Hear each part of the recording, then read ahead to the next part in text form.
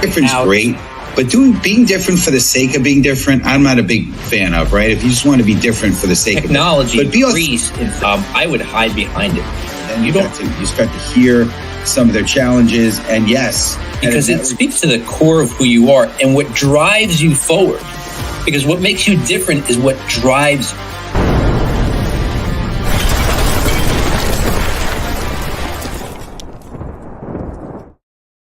Welcome, everybody, to the Master Connector Show. I'm your co-host, Rob Genovese. And look, thank you for joining us today. And hopefully you're joining us every single week. We're coming at you every single Wednesday, 1 p.m. Eastern Time, with great guests, great information, great value, great expertise to help you level up your game, no matter what your game is. Like me and my co-host, Steve, we go back about 26 years or so. We're two former shy guys, two introverts still, because it's an energy thing, who have conquered the shyness, I guess you'd say, because here we are, we're hosting a talk show, talking to wonderful people. Today we have a great guest to talk about the power of optimism. And, I'm really looking forward to this show in particular because optimism has played a huge part in my life, yet I found out most people don't actually know what it is. And look, if you're tuning in for the first time or the second time, go to masterconnector.show. Check out the upcoming episodes we've got. We are booked through, I think, something like May or June of next year. And while we got the rest of the year up on the website, you can bookmark your calendar every Wednesday, 1 p.m., LinkedIn, and you don't want to miss a single guest because my buddy Steve, he brings up amazing, amazing guests, and today's no different. So I'm going to help me welcome the Master Connector, Mr. Steve Spiro. What's up, Steve? What's going on, Rob G? How you doing, sir? Good to see you, as always. It's funny. I know we stream also onto Apple Podcasts, Spotify, but I think there's some magic, to actually being on live and the magic of that. And we don't edit this and then pop it onto Spotify or Apple Podcasts. It's literally the raw footage, and good or bad or ugly, right? And so I was thinking about something on that note, Steve. I was thinking about today. I was spending a lot of time on LinkedIn earlier this morning.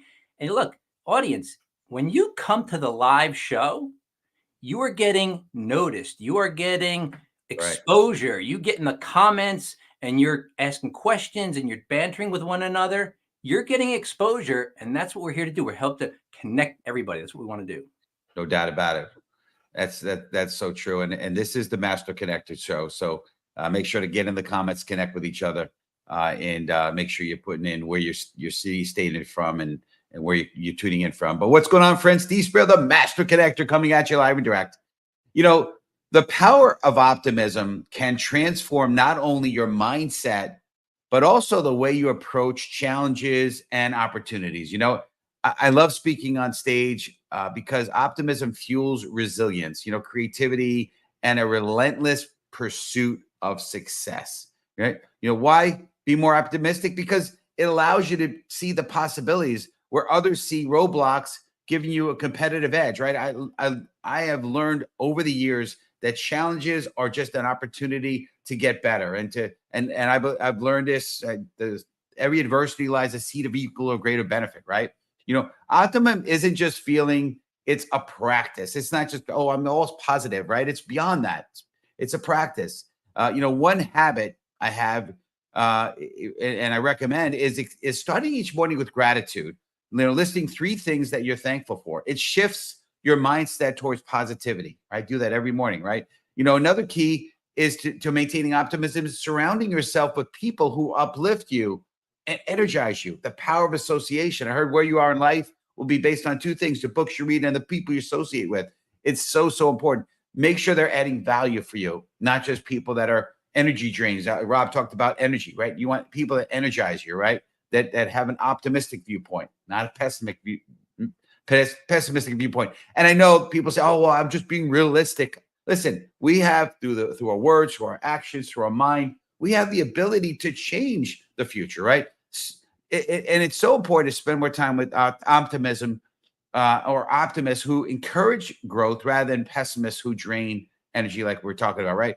The people you choose to engage with can elevate your mood, increase your happiness, and help you maintain a solution-oriented outlook, right? Looking for the solutions, right? It's not what happens to you, it's how you react to it. That's what we learned. Rob and I both learned from the same mentor. But when you prioritize optimism, you're not only improving your life, but you also become a beacon of light for those around you. And again, that's the mission of our show. We are a beacon of light. So if you're ready to have my man, Mr. Rob G, introduce our guests, I'd love you to type into the comments, #let's go. And Robbie G, I'll turn it to you, sir. All right. Thanks, Steve.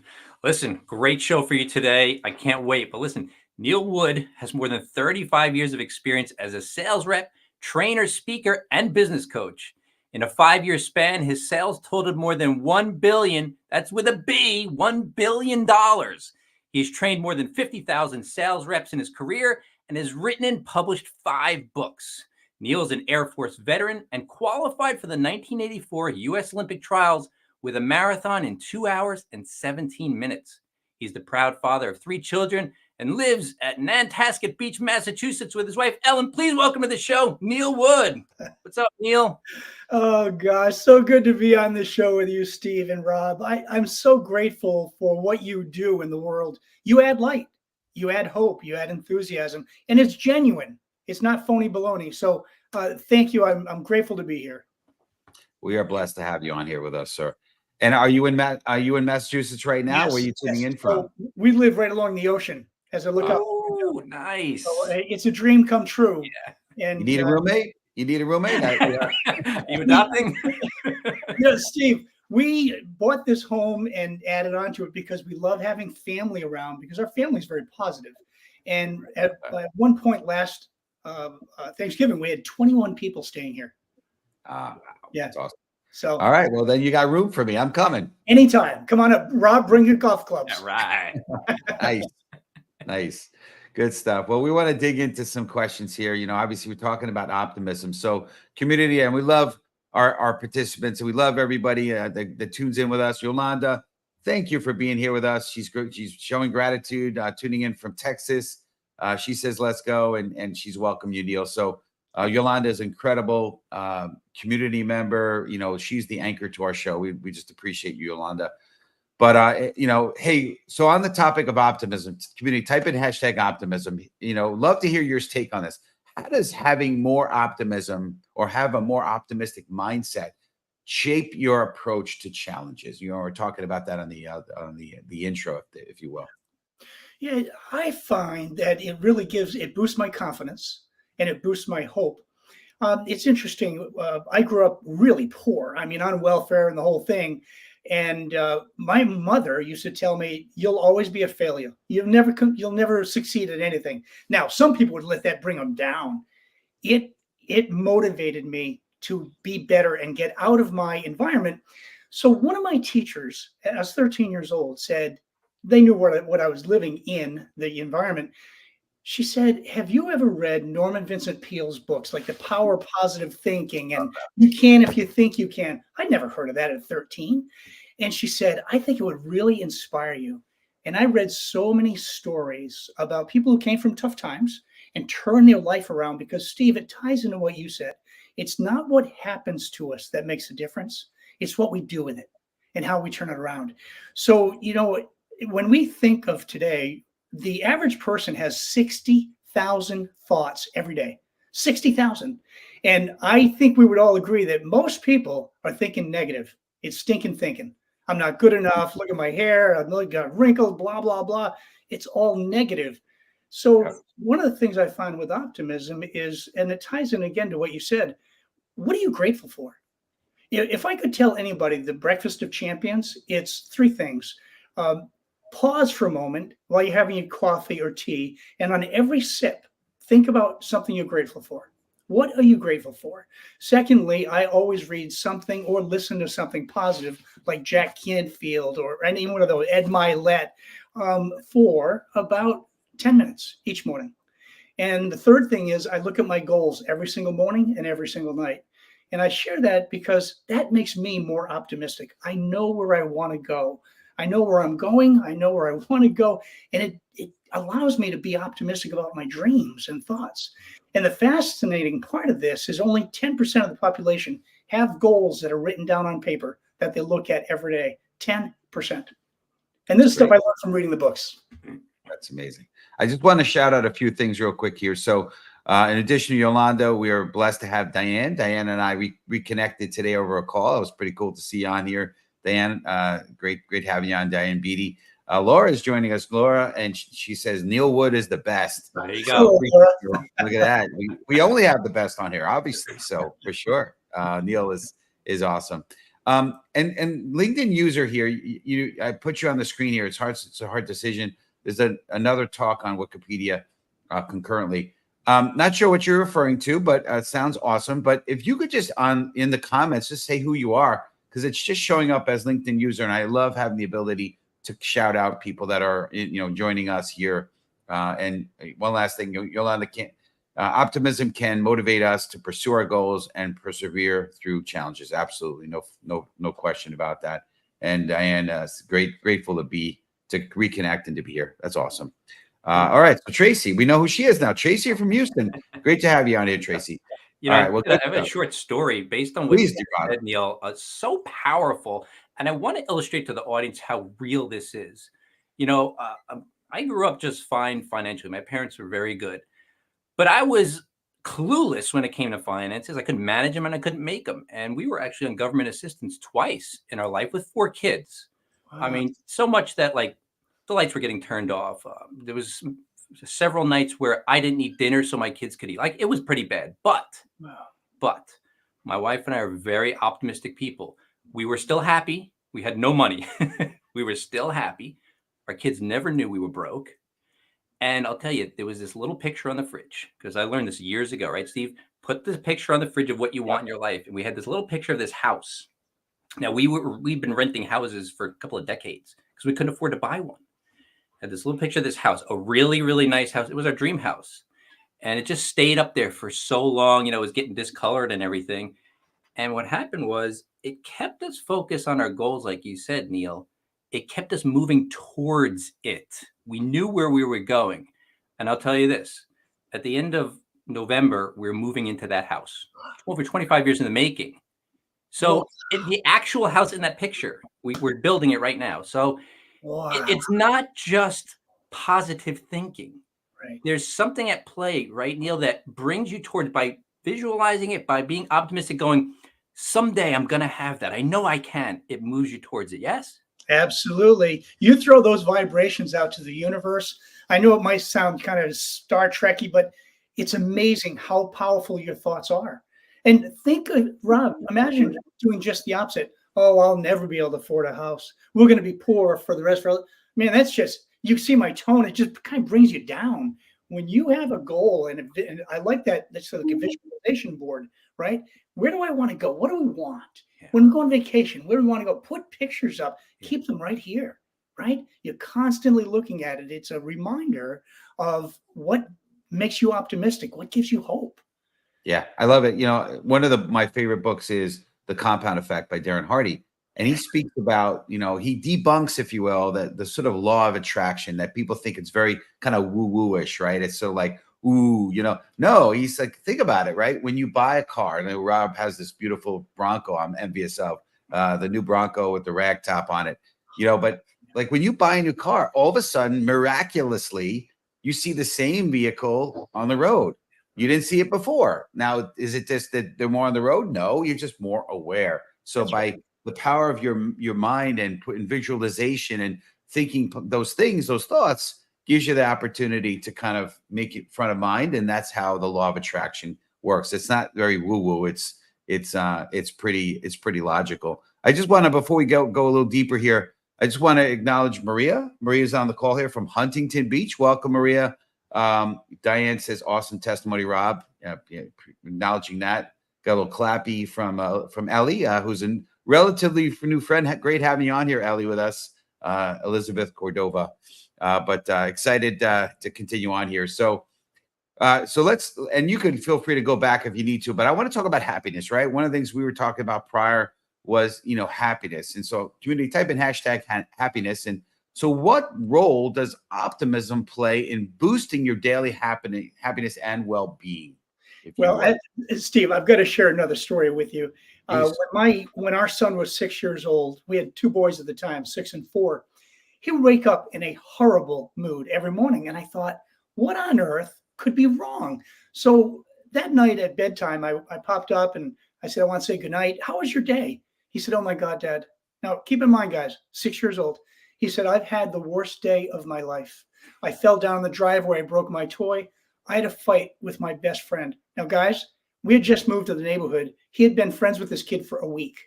His best friend had a disagreement. He went on and on and on. I realized that it was like watching the evening news before bed. Negativity. So I knew, because I studied psychology and optimism and hope, I had to change the thought in his brain. I said, Nikki, I'm sorry all that happened. And what was the best part of your day? The script is really important. What was the best part? The brain filters all of a sudden best, best, best, not bad. He said, oh my God, Dad, we went to the zoo. I saw a great big lion roar in front of me. We saw a giraffe and a rhinoceros. He went on and on and on for 10 minutes about the best part of his day. We started doing that with both of our sons at bedtime for the next 7 years until they became teenagers. And then you know what happens to boys. But what happened is when we did that at night, they would wake up in a positive mood because they went to bed with positive thoughts. Now, I've shared that story about 5,000 times because it's not only for kids, it's for adults. When you go to bed, I encourage people, think about the best parts of the day as opposed to, oh, I had a terrible meeting or I got caught off on the highway. You know what? You got to let that stuff go. Yeah. When I was in the Air Force, I met a guy named Tom Kirk, and we became great friends, and he became my mentor. He gave me the first cassette I'd ever seen in my life on goal setting. I was 19 years old. So Tom and I had a chat. He said, you're going to do great when you go back to the States. You're going to have a business. You're going to be a multimillionaire. I said, well, Tom, let me tell you something I've never told you. I grew up on welfare. I ran away from home. My parents weren't well educated. What was I carrying? A pity party. Tom said, let me stop you in your tracks. He said, I'm sorry that happened to you. He said, I was a fighter pilot in Vietnam. Going 600 miles an hour, my jet was hit by a missile. I ejected through the canopy. When I landed, I was in Hanoi Hilton. He said, I was there for 5 years. John McCain was one of his roommates. He said, wow. Here's what I did every day. I played saxophone. Now, guys, they don't have saxophones in prison camps. You got it, Steve. He played saxophone every day. He thought positive thoughts like, when I get out, I want to start a boat company. I'll become a financial, all these things. The optimism kept him going. If we called him right now, I just golfed with him in January. He's 95, living in Arizona. He golfs, Rob, you'll appreciate this, 3 times a week. He's at the gym 4 times a week. And if you called him right now, you'd think this guy's had way too much cappuccino, because it'd say, Neil, how are you? Anyway, he said people came out of prison camp and they were miserable. Woe is me. Hey, by the way, horrible things happened. But it's, again, Steve, as you said, it's not what happens. It's what you do with it and how you turn around and what you do next. So those types of stories just really fire me up, because those types of people, positive-minded people, tend to add more light to the world and to our day and to our life. No doubt. I just want to, first of all, I want to acknowledge you. I know Rob read it, and I want to acknowledge, thank you for serving. We really appreciate that big time. And then, you also said something that resonated for me. And we heard this early on, and from the same association. Be conscious of what you watch or don't watch before you go to bed.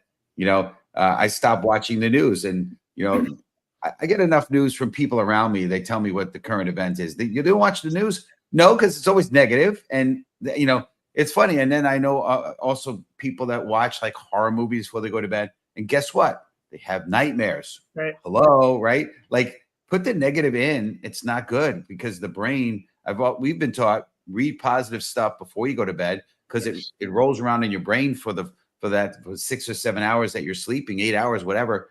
And it kind of reprograms, and makes it a fertile ground, positive ground, as well. So important what you said. Again, before we don't go too far here, I want to just acknowledge a few things here. So Tracy writes here, Neil, his life has a perspective you are so understanding. That's from Tracy. And then she also writes, great talk. I'm glad I made it. We'll watch again later. Sadly, I have to run. Okay, well, we'll see you on later for sure. But ciao for now. That's awesome. Some heart emojis from Yolanda. Diane says, Neil, thank you for serving. She acknowledges she also served. We appreciate Diane, who also served as well. And then same garbage in, garbage out, right? That old term, computer term, GIGO, right? Garbage in, garbage out. So just amazing. And I also would want to notice, kind of like acknowledge Maria speaking about, she used to work together with you and she appreciates that. So, but Rob, looked like you had something you wanted to say. I wanted to just acknowledge some people real quick. Yeah, I mean, so much here, and the half hour is flying by. But I just have to say that story about the guy who was shot down and he's playing saxophone. And people, if you don't know what the Hanoi Hilton is, basically like an in-ground jail cell under the worst conditions in Vietnam. Yeah. And I'm kind of scratching the surface because I'm sure it was hell. But what I took out of that, and I've heard stories like that, is optimism is him playing the sax to keep his mind right. But I can only imagine that he wasn't going, well, that's it, I'm done. Right. Because if you are pessimistic, you don't even make an attempt to move out of your negative circumstances. When we were going through all the financial stuff we were going through, it was temporary in our minds. Yeah. We were happy because we were together and we were working. We weren't going, I wasn't sitting drinking beer in front of the TV watching news going, life sucks. Yeah. We were working, moving past it because we knew it was temporary. And I think that's a big part of it. Optimism to me is being open to opportunity and always looking forward to getting through whatever garbage you're going through. That's right. Yeah. I took my wife to see Jack Canfield in Cambridge, and the title of Success Principles and Chicken Soup for the Soul, and he's an awesome man who also came from a tough background. And we did an exercise, and Ellen happened to be his partner for this, and I had somebody else. And he said, "What do you want?" And she said something. He said, "What do you want?" And he kept doing it back and forth, and maybe 12 times. She said, I want to write a book. I want a beach house. I want to go for my master's degree." 5 years later, all of that happened. Beach house, wrote a first book. I mean, to go back to what Jack said, it is about optimism and not like, oh, the world's just, everything's great. No, not everything's great. There's good stuff and bad stuff every day. What do you want to focus on? That's it. Because you focus on negative people and negative things are going to bring you down. They drain you, right? And I always encourage people to every morning to do the mirror test. Look in the mirror and say something about yourself that you like. Right? It just makes a difference. It starts the day off right. Yeah, Rob was talking about being introverts, and obviously that's an energy thing, right? Yes. But the energy also relates to this piece of it as well. And in terms of so I'd love to hear. So community, type in #energy. How does spending time with optimistic people influence your energy and your productivity, if you would? Well, thank you for asking it, and I'm going to throw this back to the audience. Think about the people you associate with every day. If you're talking about somebody who is just down on their luck every single day, this is wrong, that's wrong. How do you feel when you leave them? I'm probably drained because they just suck the energy out of you. Compared to how do you feel? And I know Maria and Laura are on the call. I've worked with them for a long time. I know them well. They're both optimists. You have a conversation with them over a cup of coffee, you walk away just feeling so good about life and hope and the future. And I just think that's one of the gifts as optimists that we give to others. We try to lift people up. And that's what I get from being around positive people. There are no negative people in my world. Doesn't mean they don't have problems and we have to brainstorm and come up with it. But generally speaking, they're happy. They enjoy life. They're grateful. And they're kind to others. They add light like you guys do. I love that. That's great. Yeah.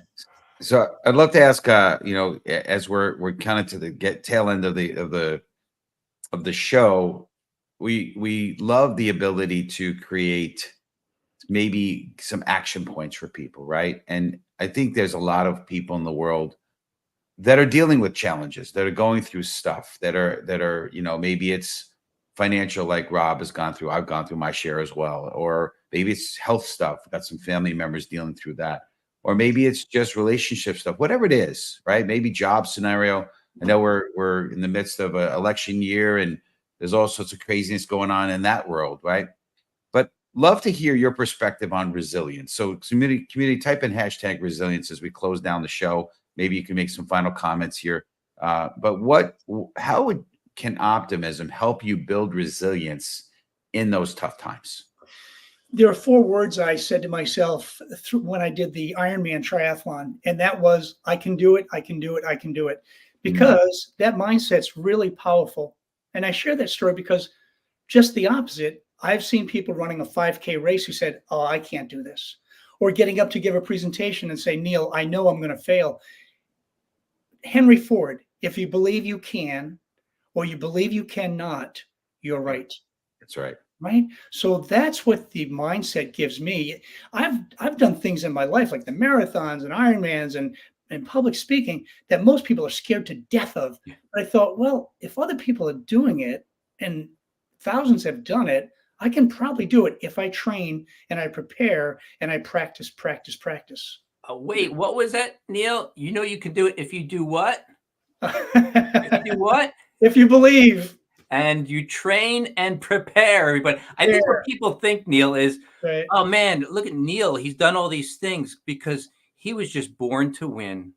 Right. And people who excel at something, they go, oh man, they're just excellent at it. They have a gift. They're blessed. All this stuff.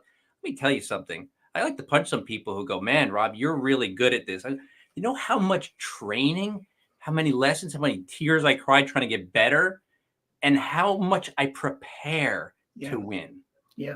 Preparing is so key, right? Well, this ties into the analogy I use is looking at Scotty Scheffler, since several of us golf. 9 months ago, he hired a putting coach because he wanted to get a little bit better. This year, I think he's won a total of $45 million. In many tournaments, 1 stroke better after 4 days. So he wasn't tremendously better in this competition. On average, he was a quarter of a stroke better each day. And by the way, he was already one of the best in the world. Absolutely. Absolutely. He still hired a coach. Even better. So the thing we have to ask ourselves is, can I get better at what I do? Professional athletes practice 5 days a week for game time, right? Absolutely. I believe we're corporate athletes. And if we want to reach those goals with that picture on the fridge or whatever we want to do, one, we have to know what the heck we want, and you've got to be willing to work for it and practice and get bumped down sometimes and have a failure, which doesn't mean you're a failure, but you make a mistake and you're like, okay, I won't do that again. Let me try it this way. That's right. Yep. That's I heard 1% change could create 300% results. That's Absolutely. What I heard. Yeah, Absolutely. for sure. So, and it's funny that everyone talked about when Jeff Bezos and Amazon really took off. Oh, he's an overnight success. Yeah, it took him 25 years to become an overnight success, right? Like, come on, seriously, it takes time. And I love that. Diane says, never give up. Never. Absolutely. Keep going. Never quit. Never quit. Well, good stuff. Well, Robbie G, I know we have we want to talk about Neil's offer, right? Yeah. So listen, audience, we're here at the Master Connector Show to always provide tremendous value. And we always want to heap on the value as much as possible. Steve and I bring our perspectives. We are not, the most successful people, and we're always becoming more successful in what we want to do.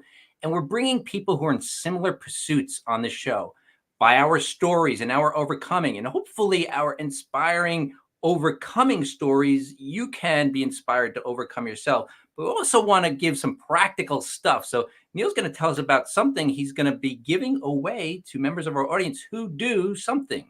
Go ahead, Neil. Yeah. Thank you. I will gladly offer a half-hour coaching call if you send a message via LinkedIn, tag it on the show, and I'll gladly give a 30-minute coaching call. We'll talk about your goals. We'll talk about big picture, what you're visualizing, what's holding you back. And I'll gladly do that, and I do that because I love what I do. It's one reason I still provide sales training and keynote speeches is because I just love what I do. If I can make a difference in somebody's life, I believe that's certainly my mission, and I think it's yours also, guys. 100%, for sure. Yeah. So we appreciate you big time. What's the best way for our community to reach you, and anything else closing you want to speak about? Yeah, LinkedIn, or my website's being beefed up now. I hired a couple marketing guys, and that's neilwoodconsulting.com. I'm just here to make a difference. If I can help you get 1% better and just continue to do that and help you make progress, since nothing's perfect, we measure progress, then to me, that's a win-win. Well, we appreciate it. We're going to have you jump in to the green room. We'll love to chat with you a couple minutes after we close the show. But thank you again for blessing us. Thank you for having me on your show. I appreciate it. Absolutely. Robert G. That is such good stuff. Amazing. I'm going to tell you, audience, you have got to take advantage of Neil's offer, because what he's saying may sound like fluff to you, but legitimately it is real. The power of optimism can make all the difference, because I've had not been optimistic, I would have given up years ago and not living actually the life I dreamed of back when I was 22 years old. So listen, we want to close out the show here, and always want to make sure that you're going to masterconnector.show to find out the upcoming episodes. You don't want to miss a single one, because otherwise you miss out on great information that's going to help you get further in your endeavors. All right, Steve? Absolutely. Yeah, for sure. And next week, we're going to have an incredible guest again. I don't think anyone could top Neil, but Rich Salin is going to be our guest on why help others. So we're going to kind of keep on track with that. September 25th. So same bat time, same bat channel. Wednesday, 1 p.m. EST. Don't miss it. And like Rob said, go to masterconnector.show to learn about and see all the rest of the episodes up until the end of the year. And then we'll be updating it with the rest all the way to June. He's right. We're booked out to June. It's crazy. And if you're interested in being a sponsor of the show, like our friend Russ Hedge has, go to the masterconnector.show website and you'll see a little bit more on what the value of being a sponsor of the show is. But I want to close with a quick story. I know Neil was telling some stories. So Jason McElwin, a high school basketball team manager with autism, had always been on the sidelines supporting his team.